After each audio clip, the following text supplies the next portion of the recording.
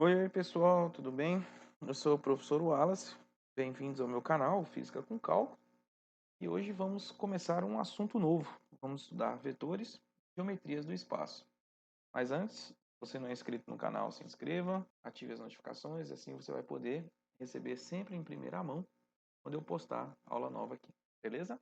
Para quem está acompanhando a nossa playlist, sabe que a gente está acompanhando o livro do Stuart, volume 2, né, a tradução da sétima edição. E agora, esse assunto, a gente vai começar o capítulo 12, que é justamente esse capítulo de vetores, geometria no espaço. A gente vai começar falando sobre sistema de coordenadas tridimensionais, mas caso você ainda não tenha visto as aulas anteriores, eu vou deixar o card aqui para a nossa última videoaula, em que nós falamos sobre área e comprimento de curvas utilizando o sistema de coordenadas polares. Bem, então vamos falar hoje sobre o sistema de coordenadas tridimensionais e o que vem a ser, né? Bem, na matemática, o sistema de coordenadas ele é um sistema que nós utilizamos para que a gente possa associar um conjunto de números a um ponto em um espaço tridimensional. Então, para que fique mais fácil da gente compreender o que vem a ser um sistema de coordenadas tridimensional, vamos lembrar o caso que a gente vinha trabalhando até pouco tempo atrás, que é o sistema bidimensional. Então, quando a gente quer localizar um ponto no plano, são necessários dois números, que são representados através de um par ordenado, AB, né, onde esses números são números reais, né, ou seja, você pode colocar qualquer valor ali dentro, tanto positivo quanto negativo, e nós dávamos uma interpretação para cada um deles. Né? Então, o A ele é chamado de coordenada no eixo x e o B é a coordenada no eixo y. E graficamente a gente representava esse ponto utilizando um sistema de eixos perpendiculares entre si. Então, nós colocávamos dois eixos, o eixo vertical o y e o eixo horizontal o x. Agora, se nós queremos localizar o mesmo ponto, porém no espaço tridimensional, ao invés de dois valores, vão ser necessários três números. E vão ser representados não por um par ordenado, e sim por uma tripla ordenada. Né? Ordenada porque são três números, A, B e C, onde o primeiro valor é a coordenada no eixo x, o segundo valor é a coordenada no eixo y, e o terceiro e último valor é a coordenada no eixo z. E para que a gente possa fazer a representação gráfica desse ponto no sistema tridimensional, vão ser necessários três eixos. Né? O eixo vertical é o eixo Z, os dois eixos que estão na horizontal, né, são os eixos Y e X. Bem, e o que significa, né, os três eixos coordenados? Bem, os três eixos, eles constroem, né, eles determinam o que nós chamamos de três planos coordenados. Quais são eles? Né? Nós temos três planos aqui. Você tem o plano na cor azul, que é o plano XY. Você tem um plano na cor verde, que é o plano YZ. E você tem um plano na cor laranja, que é o plano ZX. Os três eixos coordenados, eles determinam os três planos coordenados, que são eles XY, que é o plano formado pelos dois eixos, né?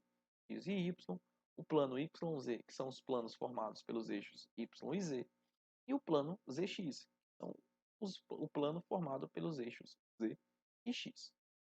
Perfeito? Bem, agora, como que a gente pode, na prática, então, localizar esse ponto? Né? Então, como é que eu pego um ponto com coordenada A, B e C e, utilizando um sistema de coordenadas tridimensionais, como é que eu faço o desenho desse ponto? Né? Como é que eu localizo ele propriamente dito? Para isso, a gente tem uma metodologia. Né? A gente começa com um ponto na origem e aí você olha para o primeiro valor daquela tripla ordenada, né? A, B e C. Então, lembrem que o primeiro valor ele te dá a coordenada no eixo x. Então, isso vai te indicar quantos passos você vai ter que dar no eixo x. Então, nesse caso, a gente vai andar a unidades no eixo x. Depois, a gente olha para o segundo valor, que é a coordenada no eixo y. E aí, de onde você parou com o seu ponto, você vai andar paralelamente ao eixo y aquela quantidade de passos que a coordenada y te fornece. Nesse caso aqui, são b unidades. E por fim, você olha para o último valor da tripla ordenada, né, que é o valor C, e você vai andar paralelamente ao eixo Z, aquela quantidade que aparece. Nesse caso, nós vamos achar C unidades. Pronto. Dessa forma, você acabou de localizar o seu ponto de coordenadas A, B e C. Tudo bem? Se você segue essa metodologia para localizar o ponto, você nunca vai errar. O que a gente tem que lembrar é que se o valor de A é positivo, você anda no sentido que a seta do eixo X indica. Se ele for negativo, você anda no sentido contrário. O mesmo vale para o eixo Y e o mesmo vale para o eixo Z. Para que a gente possa entender, eu trouxe aqui dois exemplos, dois pontos, né? Então a gente tem o ponto de coordenadas -4, 3 e -5, e o outro ponto de coordenada 3, -2 e 6. Então vamos localizar o primeiro ponto, né? Então veja, o primeiro ponto ele tem coordenada x -4, o que indica para a gente que a gente vai ter que andar 4 unidades, mas como sinal negativo nós vamos ter que andar contrário ao eixo. Então a gente andamos. Na sequência, a gente vê que a coordenada y dele vale 3. Então, paralelamente ao eixo y, nós vamos ter que andar 3 unidades. E, por fim, ele tem a unidade no eixo, ele tem a coordenada -5 no eixo z. Então, nós vamos ter que andar -5 unidades. Ou seja, nós vamos ter que andar 5 unidades, mas no sentido contrário. Pronto, você localizou o seu ponto de coordenadas -4, 3 e -5. Agora vamos ver o outro. O outro ponto tem coordenadas 3, -2 e -6. Então a gente vai ter que andar 3 unidades no eixo x, 2 unidades no eixo y, porém no sentido contrário, e 6 unidades no eixo z, porém no sentido contrário ao eixo. E novamente a gente localizou o nosso ponto de coordenadas 3, -2 e -6. Tudo bem? Coloca aí no comentário se você teve alguma dificuldade, se você não entendeu, ou se você entendeu, se você achou legal essa forma de desenhar. Eu acredito que dessa maneira você nunca vai conseguir se perder na hora de desenhar um ponto em 3 dimensões. Certo? Se você ficou com alguma dúvida, é um bom momento para você pausar o vídeo, retornar, assistir novamente, né? Para que tire todas as suas dúvidas que ficaram aí nesse momento. Vamos continuar lá? Bem, depois que a gente falou de pontos, é importante a gente falar sobre superfícies, né? E aí o que eu falo para vocês é o seguinte: quando a gente estuda cálculo 1, e até algumas aulas anteriores, até na nossa última aula, a gente estava falando de curvas, então a gente está falando da geometria analítica bidimensional. Nesse caso, o gráfico de uma equação ela envolve apenas duas variáveis. E normalmente a gente utiliza x e y.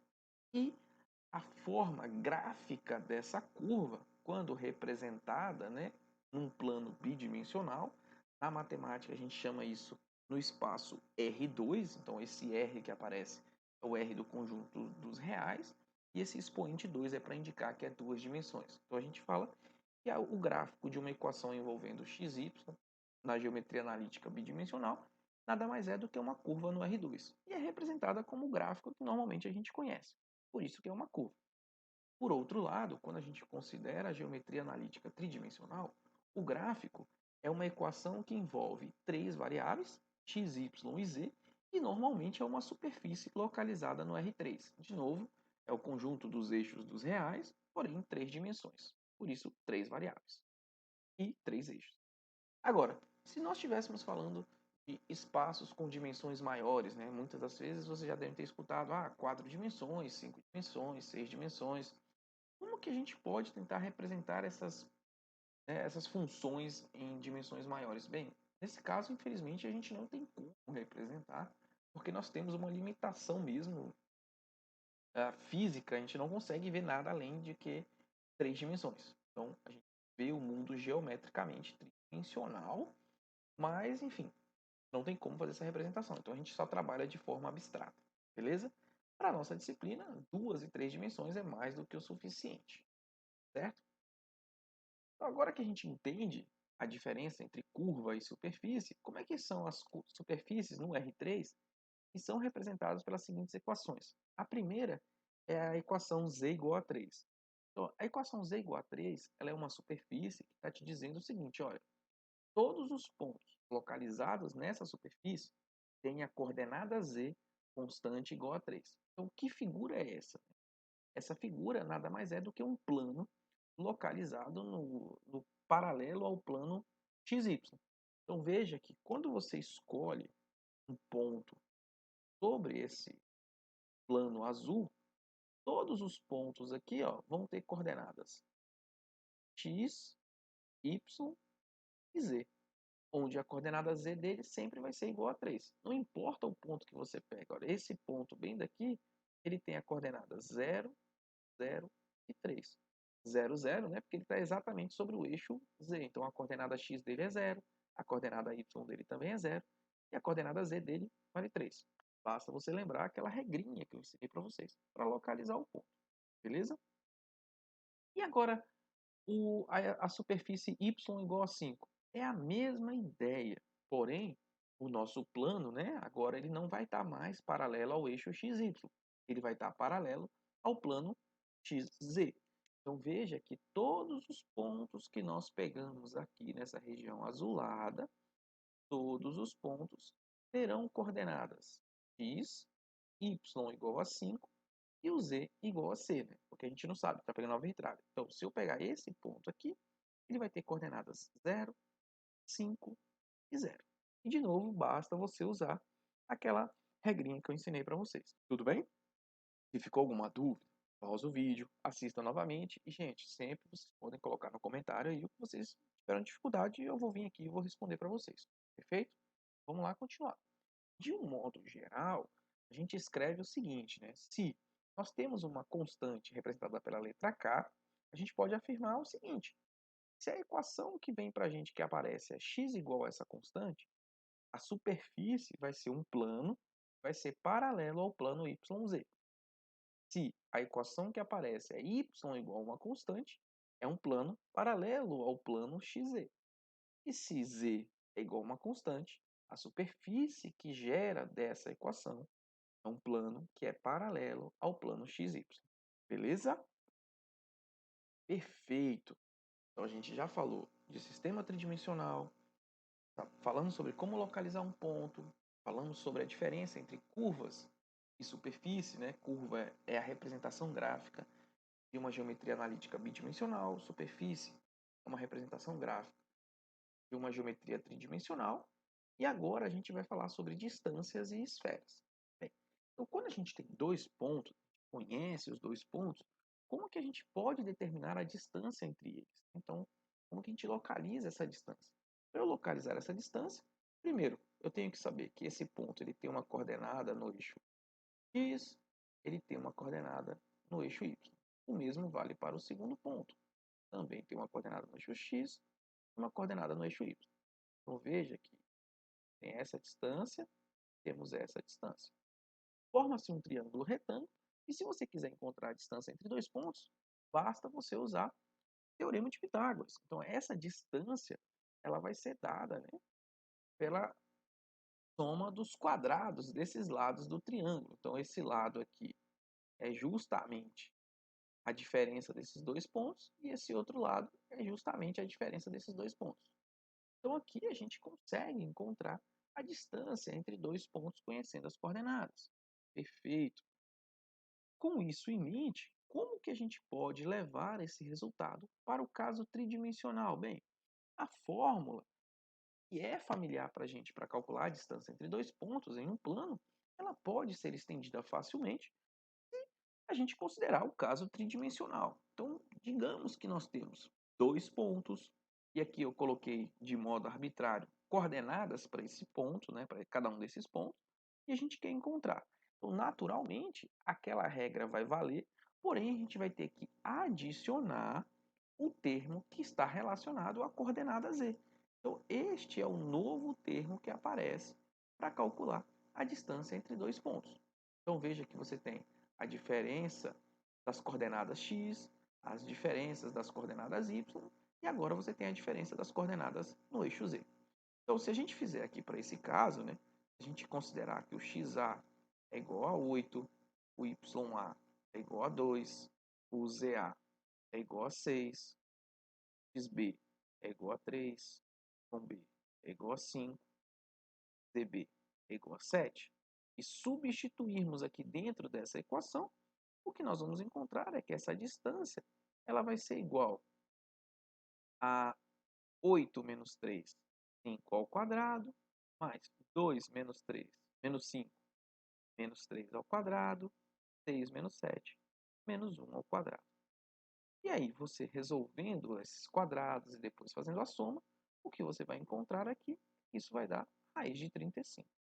Então, a distância entre esses dois pontos nada mais é do que raiz de 35. Tudo bem? Se você ficou com alguma dúvida, pause o vídeo, volte, tente substituir os valores cuidadosamente e coloque aí no comentário se você chegou também no mesmo resultado. Beleza? Com isso em mente, a gente pode levar esse resultado que nós encontramos da distância entre dois pontos para calcular a equação da esfera. Então, a esfera nada mais é do que um conjunto de pontos que estão equidistantes ao seu centro. Então, qualquer ponto que eu pegar sobre a superfície da esfera, ele vai estar a uma distância idêntica ao centro. E essa distância é o raio. Então, a gente tem uma esfera com um raio R e o seu centro localizado em um ponto qualquer fora da origem. Como que a gente pode encontrar a equação da esfera? Para isso, a gente vai usar a equação, para isso a gente vai usar a fórmula da distância entre dois pontos. Então, a gente vai calcular a distância entre esses dois pontos. Então, essa distância, que essencialmente é o raio, já sabe que é a raiz quadrada, então vai ser coordenada x menos coordenada x. Então, aqui vai ficar x menos h ao quadrado, mais coordenada y menos coordenada y. Aqui vai ficar y menos k ao quadrado, mais a coordenada z do ponto P menos a coordenada z do centro. Então, aqui vai ficar z menos L ao quadrado. Tudo isso dentro da raiz. Como eu quero encontrar uma equação, eu vou elevar os dois lados ao quadrado. Então, aqui vai ficar r ao quadrado igual a essa expressão, x menos h ao quadrado, mais y menos k ao quadrado, mais z menos l ao quadrado. Então, vejam que esse resultado que eu estou apresentando para vocês é a equação da esfera centrada fora da origem. E se eu quisesse a equação da esfera centrada na origem? Se você quiser colocar esse centro bem aqui na origem, basta você fazer h igual a zero, k igual a zero, l igual a zero. Nessa condição, a equação da esfera vai ficar x quadrado mais y quadrado mais z quadrado. Tudo bem? E assim a gente chega ao final da nossa primeira videoaula de sistemas de vetores e geometrias no espaço. Nessa videoaula, nós falamos sobre o sistema de coordenadas tridimensionais, onde apresentamos algumas definições importantes que serão utilizadas ao longo das próximas aulas. Caso você tenha ficado com alguma dúvida, esse é um ótimo momento para que você coloque no comentário e eu possa vir a responder você. Você curtiu essa aula? Gostou dessa aula? Você achou que essa aula foi legal, te ajudou? Não esquece de curtir, comenta aí, espalha para todo mundo para que outras pessoas também possam assistir. Beleza? Na nossa próxima videoaula, a gente vai falar sobre vetores, uma grandeza matemática muito útil para descrever diversos fenômenos físicos. Mas isso é para a nossa próxima videoaula. Obrigado pela atenção aí, nos vemos logo mais.